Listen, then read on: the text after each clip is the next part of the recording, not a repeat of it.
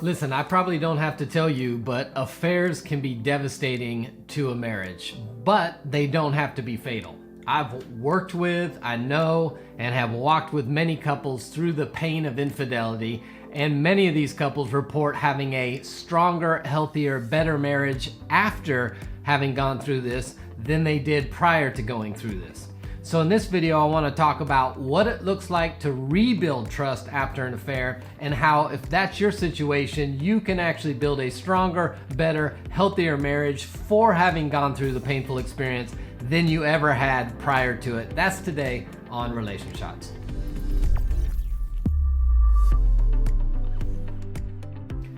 Hey, welcome to Relation Shots. My name's Eric Wooten. If this is your first time hanging out with us, welcome to the place to get practical relationship advice that actually works in your relationship.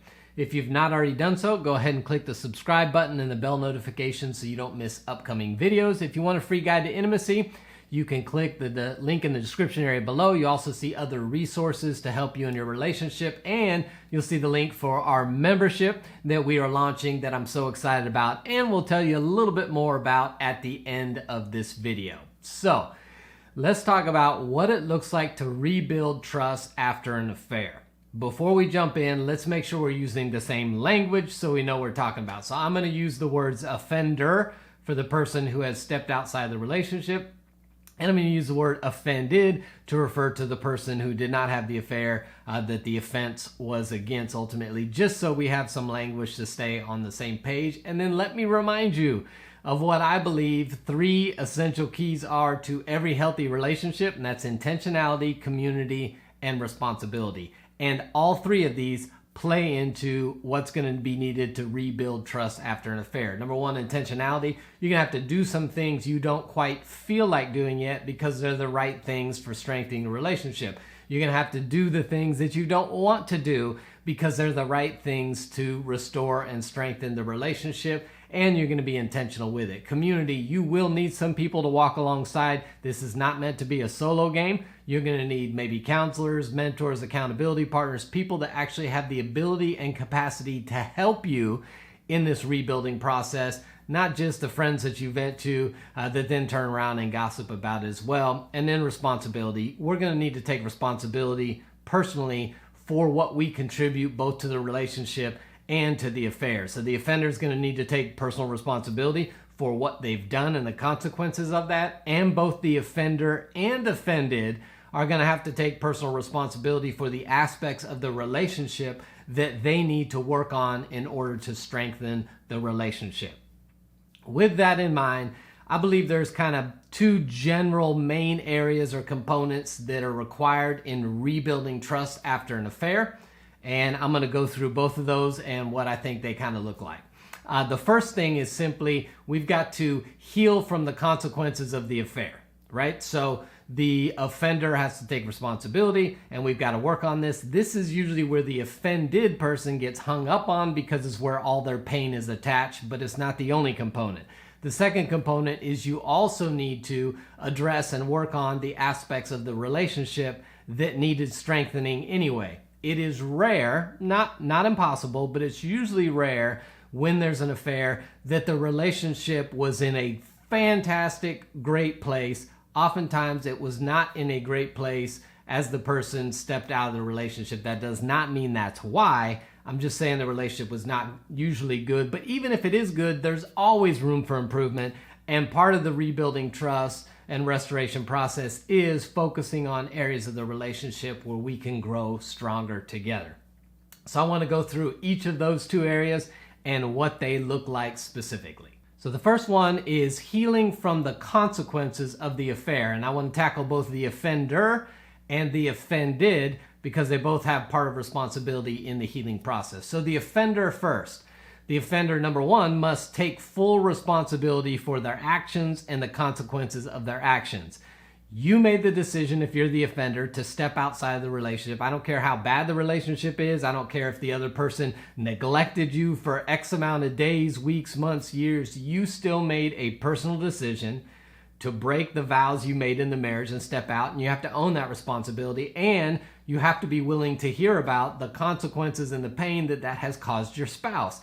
That's part of taking ownership and taking responsibility for the thing you've done. That also helps build trust and confidence in the future. The second thing you need to do is cut off all contact with the other person that you have been unfaithful with. This is a no-brainer. You cannot work on the marriage while still maintaining any kind of relationship with the other person. And you do need to realize that this is often difficult to do. And the offended is not going to want to hear this, but here's the reality.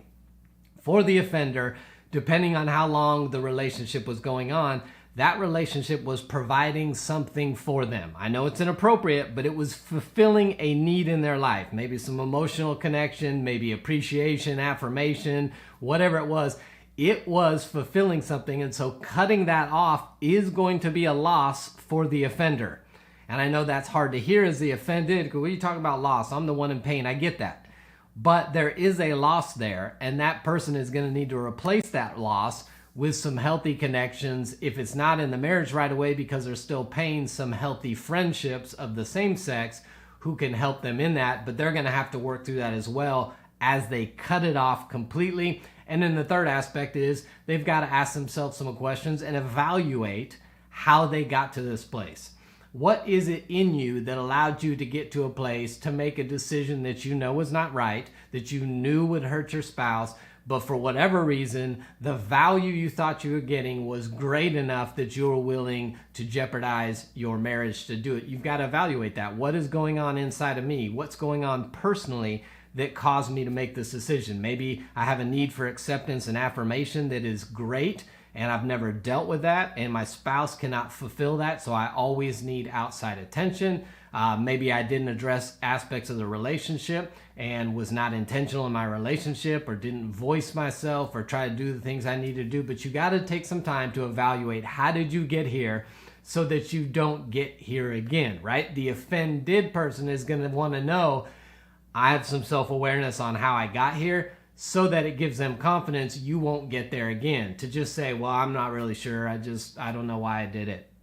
That's not going to give your spouse confidence that this will not happen down the road again, and hope that we're not going to end up here again is part of the rebuilding trust area. So that's what the offender needs to do, but there's also some things that the offended needs to do. So the offended needs to do a few things too. Number one is forgiveness. They've got to be willing to say, I'm going to forgive this person.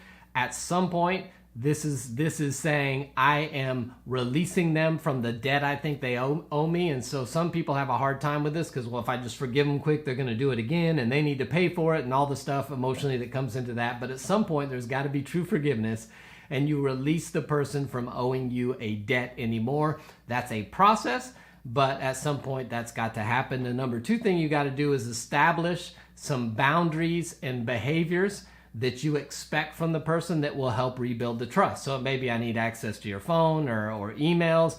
I need locator on your phone. I need you to communicate more with me about where you're at, and maybe over communicate. I need you to text often so I'm not worried, because I've got this narrative running a highlight reel in my head that gives me fear and anxiety, and I need you to do some things to help build trust. I need you to have new boundaries. Maybe you don't go out as much, maybe certain friends you don't hang out with, but you've got to establish some behaviors and expectations you have for the offender so that you can rebuild trust in the relationship.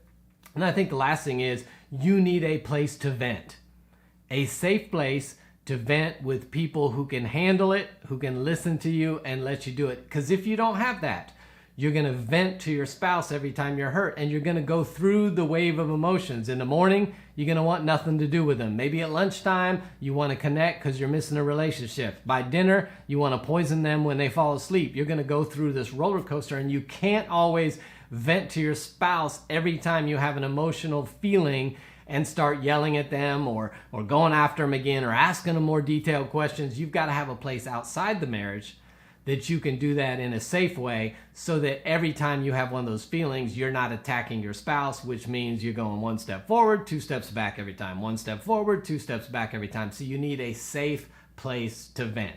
So I think those are just a few things that the offender and the offended need to begin doing in order to start rebuilding trust and healing the consequences of the affair. And then the second part is, we got to talk about, what does it look like to now begin to work on the relationship together? which is the number 2 component, working on the relationship. Now, this aspect can feel a little unfair to the offended because you're focused so much on the pain that was caused towards you. And it can feel like, well, if we start talking about the relationship and what needs to get better in a relationship, it can almost feel like the offender is now blaming you for their infidelity. That's not what we're saying. They accept complete 100% responsibility for making the decision to step outside the relationship, but it does not mean that there are not aspects of the relationship that we need to grow and improve in order to have a stronger. You do not want to go through this pain to go back to the relationship you had before. You want to go through this pain to have a new, better, stronger, greater, healthier relationship on the other side. So here's a few areas that you might want to consider thinking about and working on as you try to strengthen the relationship. Maybe you identify areas of the relationship that need improvement. Make a list. Both of you can look at that. Maybe you need to develop a plan to prioritize the relationship. And then maybe you need to get outside help, that's the community part, to support the relationship and provide accountability. And then you also need to establish new boundaries to now protect the relationship that you've created. So maybe new boundaries around friendships of the opposite sex, and maybe new boundaries around how much time we're spending with other people versus how much time we're prioritizing the relationship, and maybe some new boundaries around protecting nights of the week for the two of you to engage intentionally together. But you want to come up with a new game plan of intentionality in your relationship so that as the pain begins to subside in the relationship and trust begins to be rebuilt, you have a regular rhythm of healthy relationship that you are building together to create a new relationship.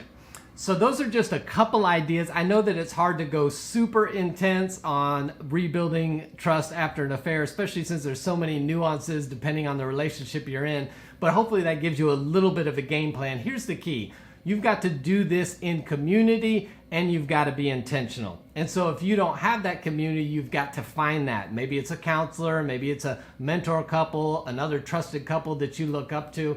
But I also want to tell you about our Altered Marriage membership that we've launched. This is a place where you can find community. You can find resources that will help you intentionally invest in your relationship, and you can find tools that will help you personally take responsibility for the areas of the relationship where you can make it grow.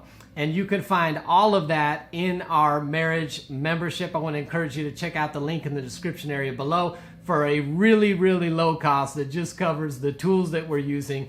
You can be part of a community of like-minded couples who are trying to strengthen their relationship. We're going to do live Q&As. We're going to have challenges. We're going to do all kinds of fun stuff in the context of community to grow our relationship. So if that's something that's missing, I would encourage you to check out the link below. I'd love to hear your comments on this video, particularly what you found if you've been through an affair to help you that may help others who are watching this video as well. And until next time, I'll see you right back here on Relation Shots.